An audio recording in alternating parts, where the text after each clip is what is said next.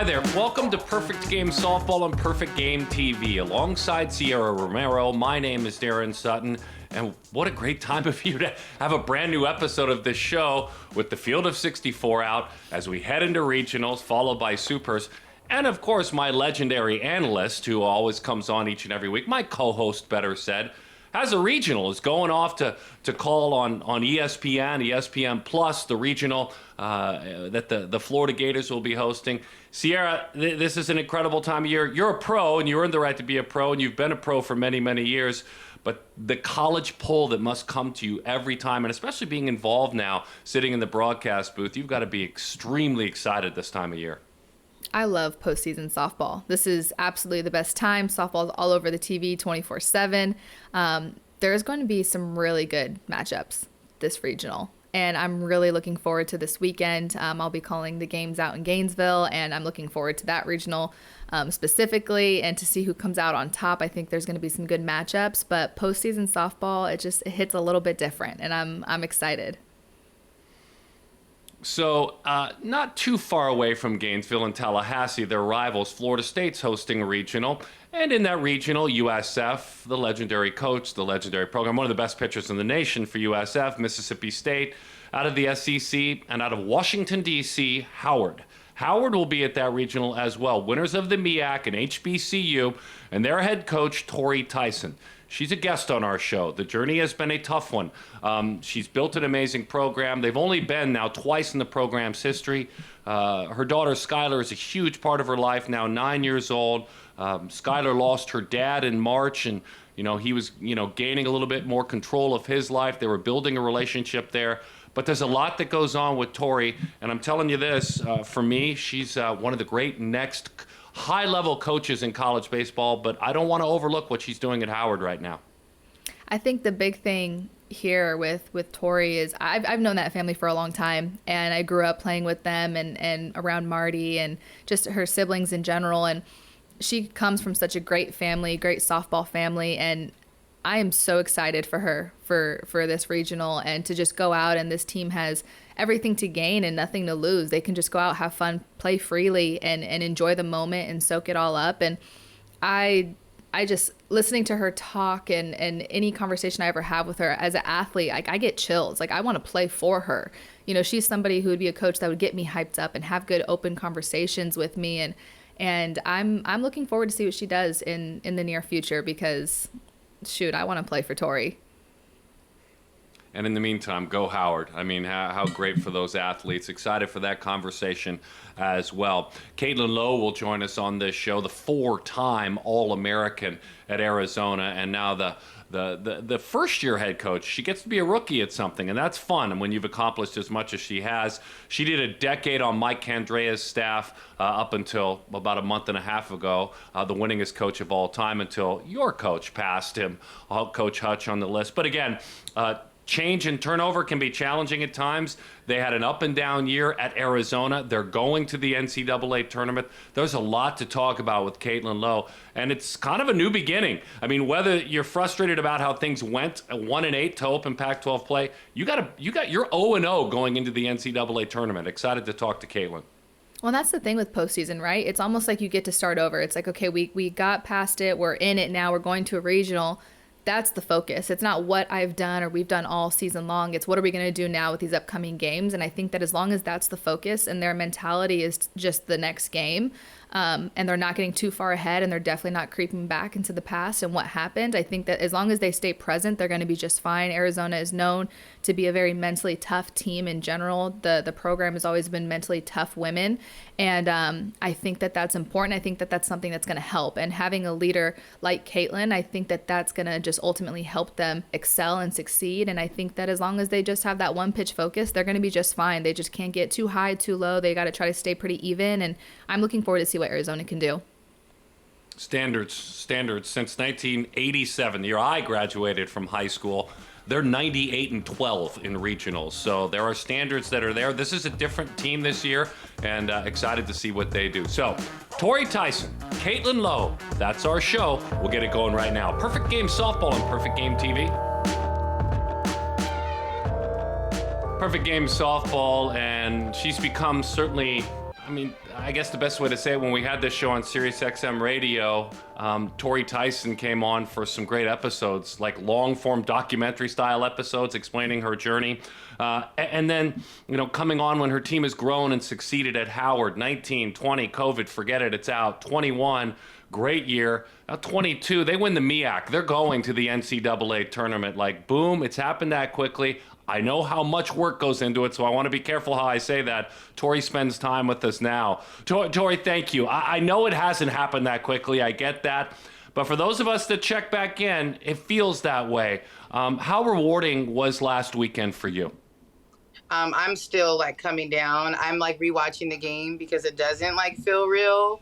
Even as we like book our travel to head to Tallahassee, it was the highest high I could have had in the year that we've had as a team and personally and everything. So just the most amazing feeling, and it makes everything feel worth it.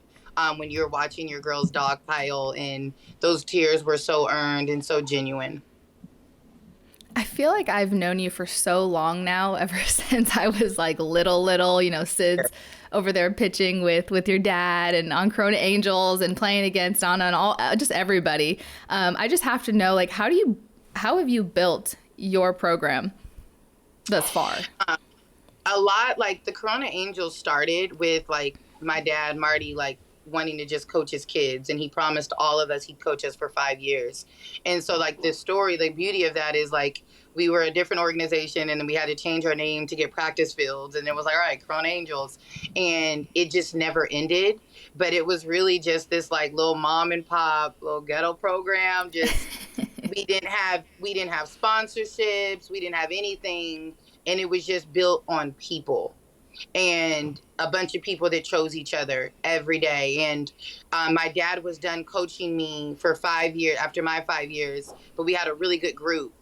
And that group was like, we don't want to leave each other. It was like Brittany LaRosa, Crystal, Noelle, names I wish more softball people knew, Aaliyah Macon, and like, we just didn't want to leave each other. And we chose each other, and then like took a risk, and we're like, all right, well, let's go try to become a gold team.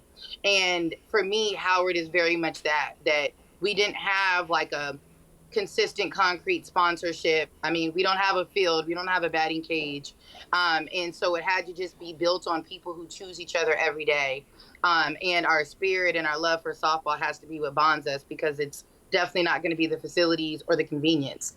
And so I really tried to just tie into my upbringing in trying to build this program.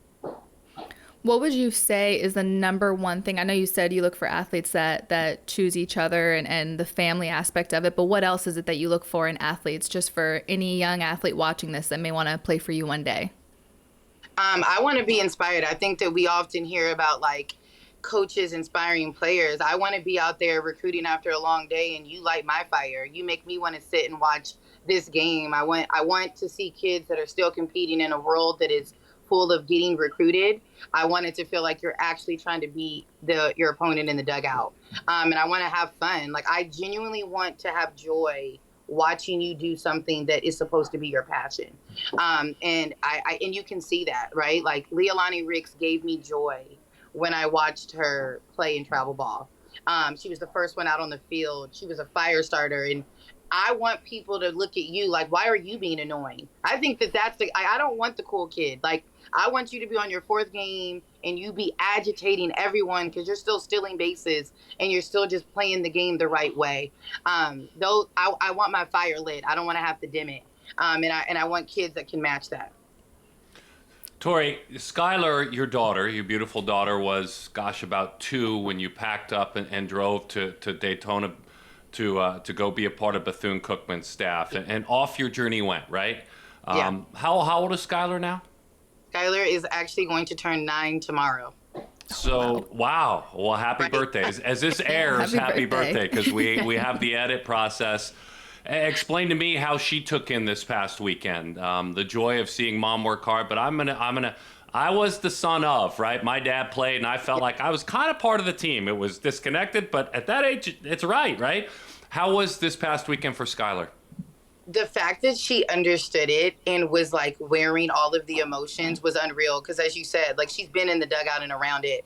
This was the first time I'm like, I told her I was gonna have to kick her out of the dugout. She was like bringing this nervous energy, like she was wearing it. The Norfolk State game, I remember looking at her, I'm like, dude, you gotta pick it up in here. You're like draining the dugout a little bit. She goes, I am nervous. And for her, these girls lifted her up during her hardest time. So it's very personal for her relationship with these current athletes. And she's very stoic. Like she was emotional and I seen her fist pump and then she went right back into like professional, like, all right, we did this kind of mode. And, but my baby was just so proud and she was so happy. And for her to get to experience this with them, I will literally never, ever forget these moments.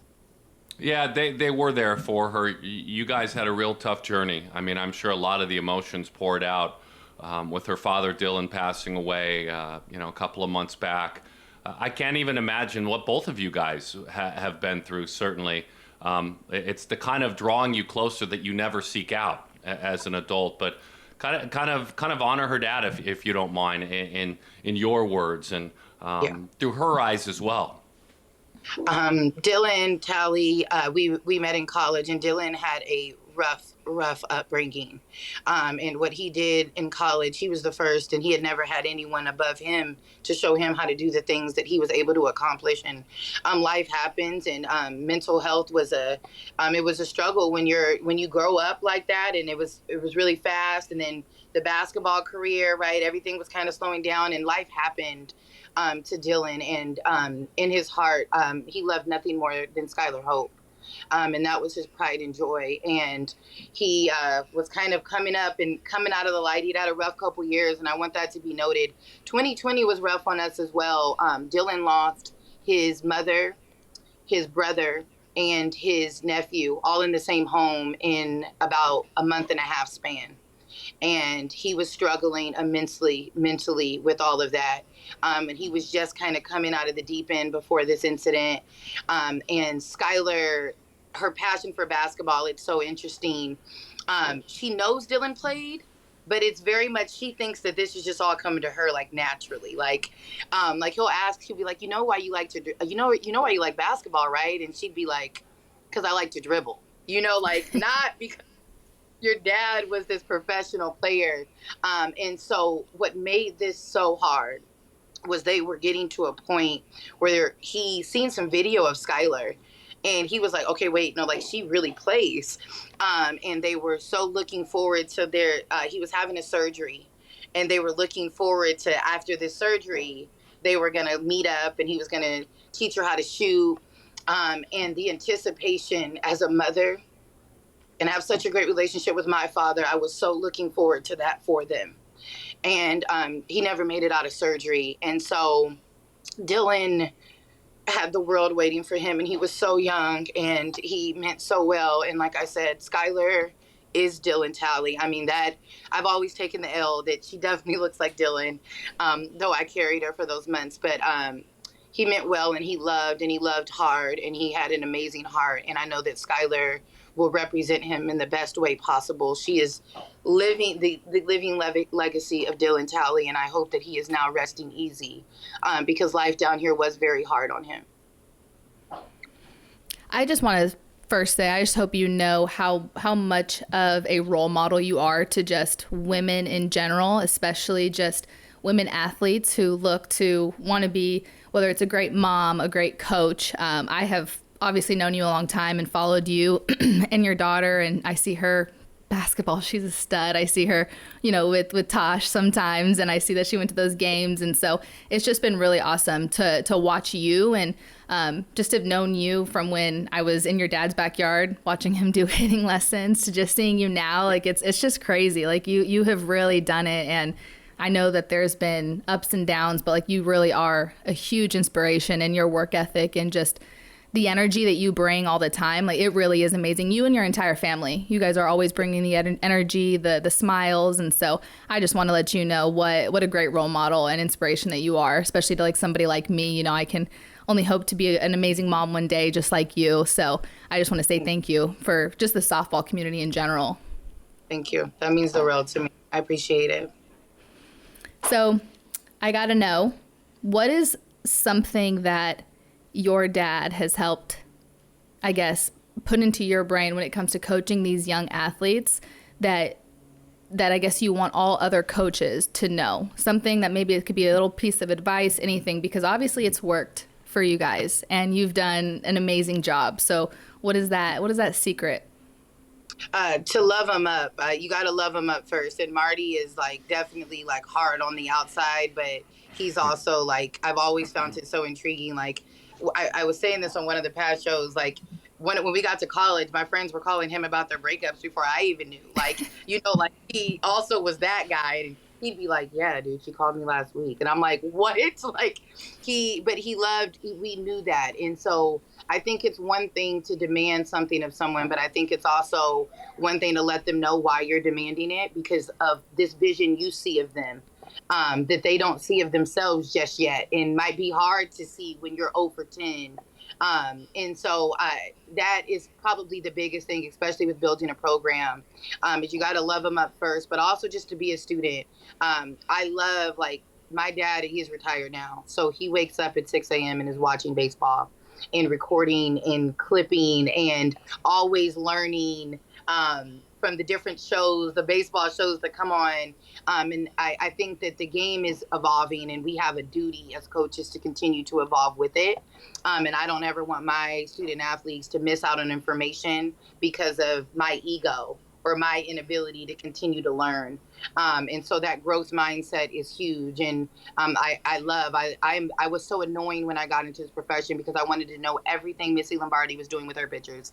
I demanded to know. I kept emailing. I want to be in the know of all of the information so that my student athletes are getting that. And so, yeah, those are definitely the top two things that I carry with me. And to just trust myself. My dad just has this ability that, like, he can take like some criticism and like take it off, and because he's at peace with himself.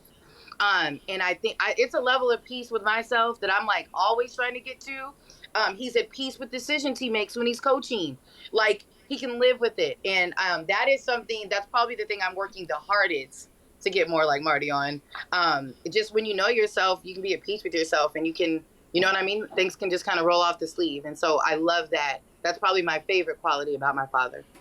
That's awesome. And then on the opposite side too, I think that the athletes, they have to also learn to trust the coaches, right? Because I think sometimes the athletes, they get like so caught up in what they're doing. And it's like, you have these coaches that have been around and they know what they're doing. You just got to trust them. I mean, yeah, like you said, you're still trying to also trust yourself and be okay with decisions and things that you make. But I mean, that's huge just for any athletes watching this to really trust your coach and build that relationship and have that open communication of, I'm struggling here, but I'm going to trust that what you're telling me and what we're working on is going to be for the best. And just being able to really fully invest in your school and your coach, I think is huge for those athletes. So that's awesome to hear just that side of it from the coaching perspective. And I think it's a level of vulnerability. Like, I keep it 100 with my girls. Why would I give you information that could compromise the way I feed my daughter? Like, please take me there. Why would I invest in this information this time when this is the actual way I make a living? Like, this is my lifeline. And again, they're young. I get it. They're 18 to 21-year-olds. But I also think, like you were saying, we have a duty. After me is like real life, and a boss that isn't going to give you an explanation in a lot of settings. And so I really try to just have that open communication with them in that trust. Trust is a two-way street. And I have honest conversations. I ask my girls all the time, how much investment have you put in our relationship in comparison to like maybe your personal relationship with a boyfriend, a girlfriend? That takes time. I said, I'm sure you guys argue, debate, have difference in opinion. Your relationships that you're trying to build, if it's with me, if it's with a teammate, it has to be just as important. Because it's a relationship, and relationships don't fail on one side.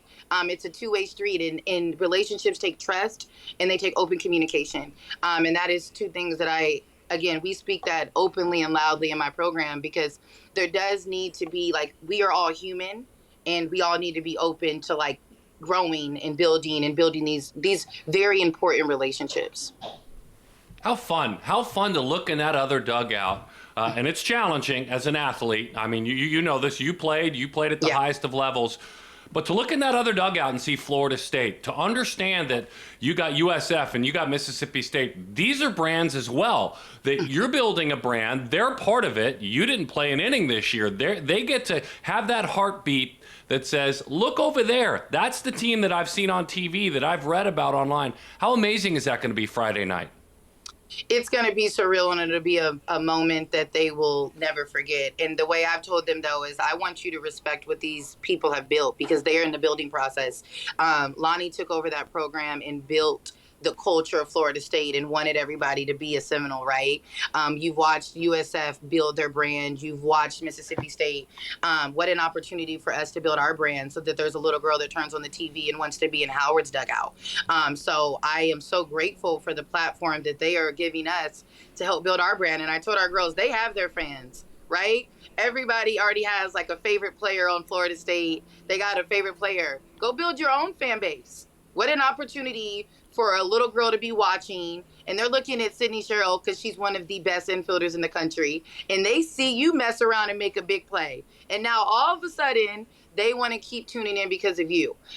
So there's a level that I want them to respect what these programs have done and what they've built. But I also want them to remember that they're on a journey to build that very same thing and that same feeling. So I am excited for them for so many reasons. Every student athlete should get to experience a postseason. There's nothing like it. And I am so grateful that the Bison get to do it this weekend. Annalise De La Roca was the most outstanding player in the MEAC tournament. You guys came from out of the losers bracket because why not, just to make the story a little better. I'm guessing she'll take the softball in the circle in that game on Friday night. Explain to us who she is and kind of her journey as a graduate now. Annalise De La Roca, I actually gave her pitching lessons when I was coaching at Cal State Fullerton. And I want to be candid about like why, and I hope these student athletes that are listening listen to this story. Annalise got her scholarship pulled her senior year. I was her pitching coach. And so she was nowhere going into her senior season. Thought she was going to Arizona State, and she grinded, and I was a part of that grind. She didn't, as soon as Colorado was open, she put her head down and she went to work. And I was at Cal State Fullerton, and she ended up going to New Mexico State.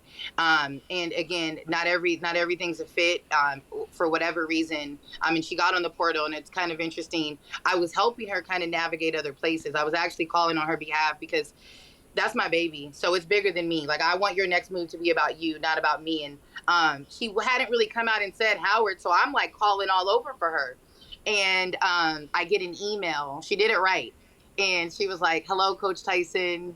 I'm interested in Howard's softball program. And I remember I got watery eyed, and then we started talking like coach to player, but her journey has not been easy. It's been about grind. And even in this tournament, Annalise, I don't think made it out of the third inning the first 2 days. But knowing my opponents, and I know that people were doubting because, everybody's a coach when you're in the tournament. Like, why did I keep putting her on the mound?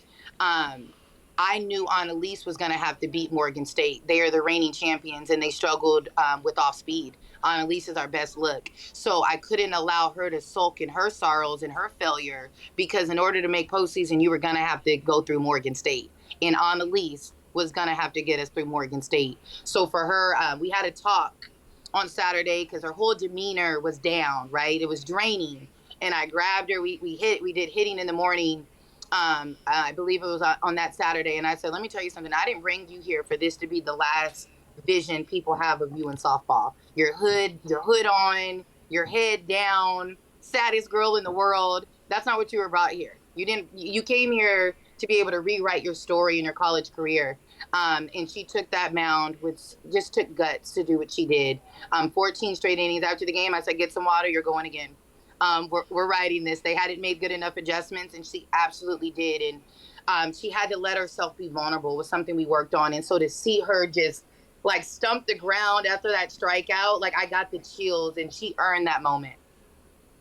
Amazing. Best of luck to you. We're pulling for you very, very hard. Excited for what you've earned as a program, your players, you as their mentor, Taylor White as your right hand side by side assistant. Congratulations on what you've accomplished, and thanks for your very candid and heartfelt answers about Skylar and her father earlier. We really appreciate it. Of course. Thank you. Tori Tyson, what an amazing job she has done. When we come back, Caitlyn Lowe, first-year coach, the resume amazing, first-year coach at Arizona. By the hair of their chinny chin chins, they got invited to the NCAA tournament. She'll explain her journey. This is Perfect Game Softball. Glad to have you with us on Perfect Game TV. There's no such thing as an NCAA tournament without the Arizona Wildcats. It's become common. It's become something that we expect. As the sun rising and the sun setting, the Cats are in the postseason. And Caitlyn Lowe, first-year head coach of this historic program, has her Cats in the postseason. There's some unique journeys this season. They go back to work at a place where, as we talked about in our open, you get to start 0-0, and you get an opportunity to go to that Mizzou Regional. You take on Illinois to open things up, and Caitlyn spends time with us now. Caitlyn, thanks for hanging out with us. Congratulations on the birth, and kind of as we said, the new season you get to start. Thank you, and thank you so much for having me. So for you this year, and especially how things got going, slow start in conference play, and then you guys found your stride, the reward of the series win against Oregon, the reward of the series win against Utah. Kind of talk to me about those highlight moments, because you're building something, right? You're building something with this program. Those highlight moments when you took those series in the center of the season and what that meant for you guys. Well, it's been an interesting ride, just like you said, and we were in a very unique situation with our COVID seniors coming back last year. A lot of people had to wait their turn. So they went through a year of learning. And, in a lot of ways, this year felt like we had people experiencing things for the first time. They experienced the Pac-12 for the first time, this level of competition for the first time. And, when you start off the Pac-12 with the gauntlet of UCLA, ASU, and Washington, you get, comfortable fast, and they had to grow up really fast. And I give a lot of credit to them because they thought they were going to win every single game. And when we got to Oregon, Oregon's another tough team, and they kept their heads screwed on, and we just chipped away. And I think at the end of the day, we're better for it. We're stronger for it. And it's really prepared you. And I know when you play in this conference, you just know that it prepares you best for the postseason. Being in the Pac, it's obviously, can be a humbling experience. You're facing top 25 teams every single weekend, and I can only imagine just the strain that puts on the athletes in general. What's something that you've preached to them as the new head coach, and maybe something you've really tried to install in them just in their head, and something you want them to take moving forward? Well, absolutely. I mean, it can be such a grind, and I think it's what you bring to the table every single day, and kind of falling back on your preparation and not just the performance of yesterday.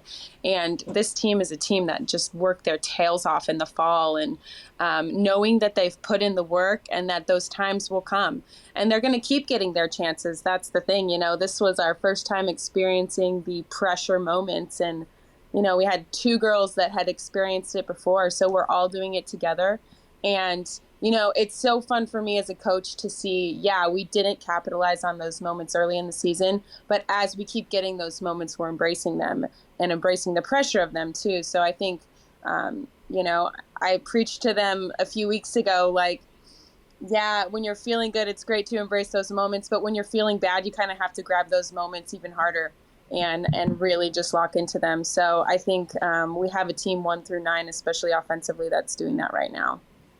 So aside from the adjustments for the athletes, what has been the biggest adjustment for you as the head coach? Oh my gosh. What hasn't been the biggest adjustment? I think I can only imagine. Yeah. It's just, being an assistant coach, I feel like you have your role, right?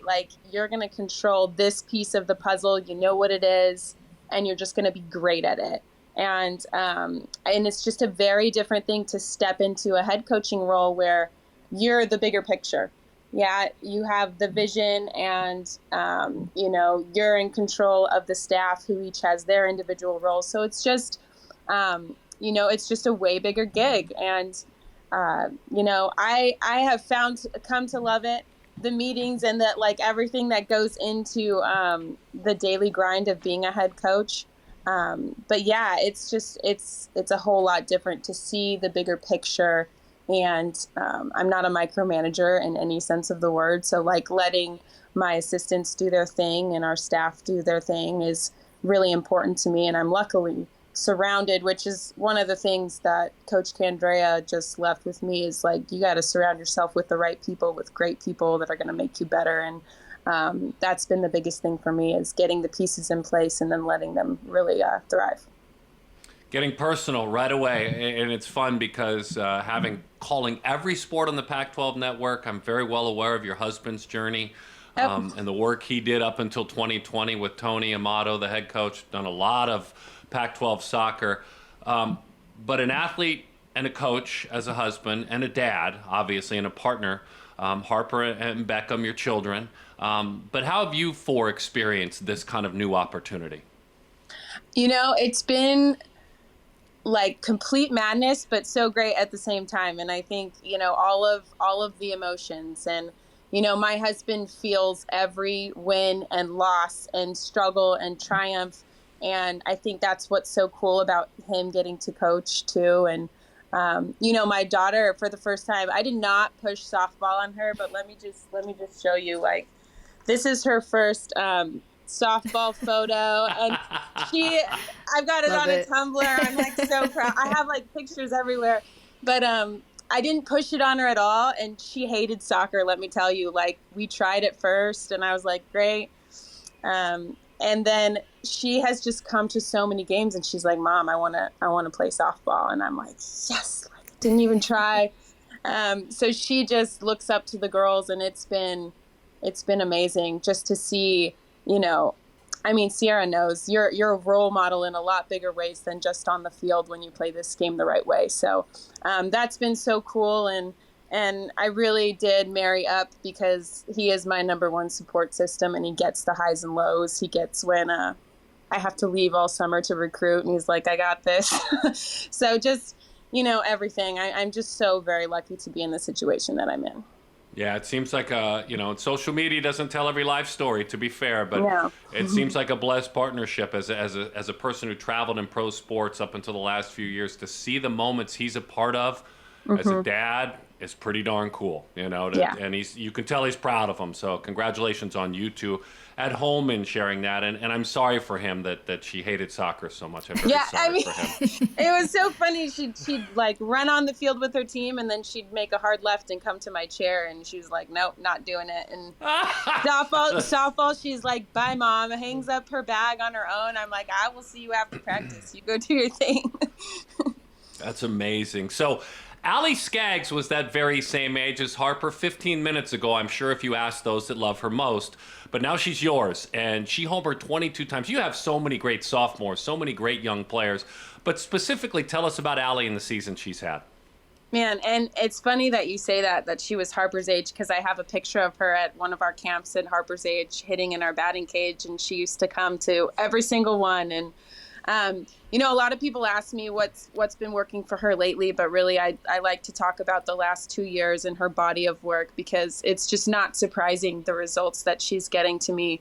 When you come to work every single day and you give everything you have, not just to, your own performance, but to the team and to this game. I'm just so happy for her that people are getting to see the rock star athlete she is, because she deserves every bit of it. When it comes to being an Arizona Wildcat, what is something that you really look for in those athletes? Because as you just said, with the work ethic and everything she's put in, it's obvious. So what is something for any recruit watching this that wants to go to Arizona? What's something that you are looking for in a young athlete? It's that intangible. And I know Sierra, because you're one of them, and I think most of your family's one of them. But, they make the team better. They take control of the game. And it's not just with their swing, it's with their presence, the way they take the field, the way they, elevate the play of everyone around them. They're just dogs, I can't really explain it any other way. Is you just notice them right away when you step onto a field. And, you're watching those games. And yeah, that doesn't happen often. Usually you're lucky to get one or two on a team that kind of elevate everybody else.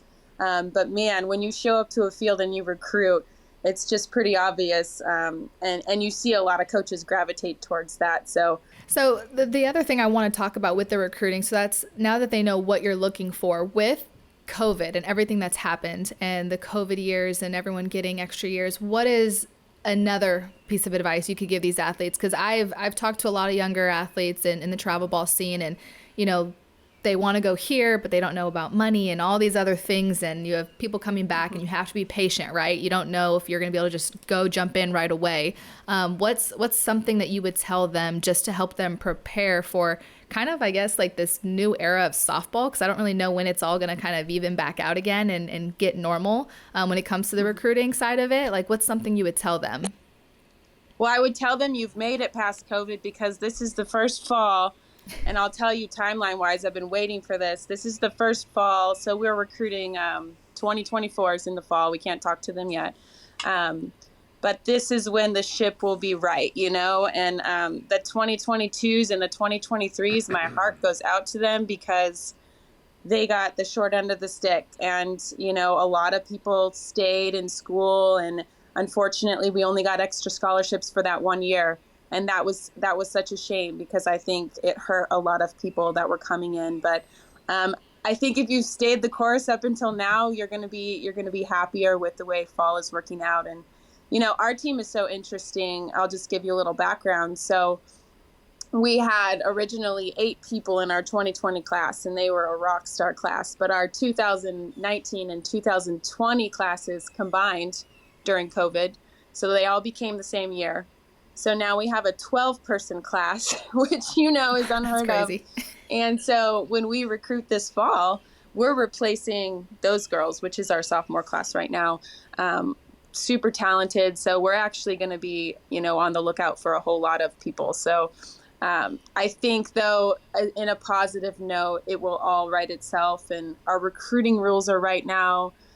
So I truly believe if you're a travel ball player out there, you can take your time, you can make the best decisions, and colleges are going to now have their money back. And even more opportunities, to be honest, to make money with NIL in the game now. So I think people are going to be able to creatively make money even if they don't get full scholarships. So that's nice too. Oh, I wish I was in college right now with NIL. I know, me too. Oh, man. Caitlyn, what is your hope? Obviously, you've watched them, you've seen them kind of come of age, and you've seen some big explosive, appearances on offense and in the circle. But when you pack them on the plane and you go for that regional, and you go to Missouri State's in that regional as well, along with Illinois, when we connect next week, what do you hope they do to optimize who they are? My hope has always been to prepare them in a way that they can let themselves just play the game without fear of failure, doubt, anything that could sneak up into their head, and just live and breathe in the present moment of what they're doing. And I think those are the people that are successful in the postseason. When you're so present in every single moment, there's not one that you're worried about from last Saturday. It's not the last pitch that you just they hit a home run on or you struck out on. It's what can I do for my team in this very moment? And not what can I do, but I'm going to succeed in every single moment. And, if I don't, then it's going to be the next one. And I think that's when you start to feel a little indestructible. And that's when teams get on a roll in the postseason. Caitlyn, thank you for your time. We really appreciate it. Best of luck. I'm down there a lot, so I hear a lot of Go Cats all the time in my life. And so Go Cats. Best of luck to you guys. Awesome. Thank you guys so much. Caitlyn Lowe, incredible stuff. Tori Tyson joining us on this program as well. We're blessed. We're blessed to have this platform, have this opportunity. We thank Perfect Game for it and Perfect Game TV. Best of luck to all teams that are heading into postseason play at all levels, all the way down to the NAIA and JUCO levels as well. On behalf of Sierra, I'm Darren. We'll see you next week.